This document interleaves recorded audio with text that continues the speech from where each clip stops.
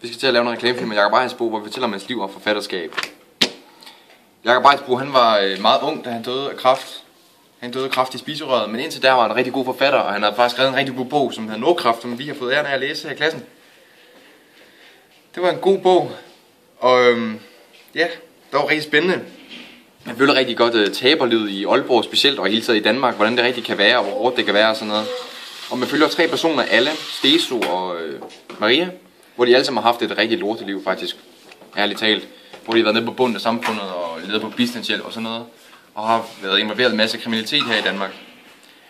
Og bogen den er rigtig godt skrevet, synes jeg, fordi den rammer rigtig godt, sådan, så man nærmest ved, hvordan det er at være i det miljø der. Det synes jeg rammer rigtig godt. Og han har skrevet en masse andre bøger, som er super ego og sådan noget, som jeg ikke ved så sindssygt meget om, men jeg ved, at Nordkraft, det er en rigtig god bog, og jeg vil helt klart anbefale, hvis man... Det er en rigtig god skolebog, og det er fantastisk at læse op til pensum, synes jeg.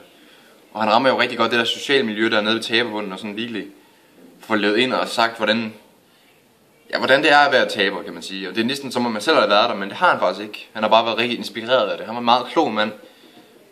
Så, ja.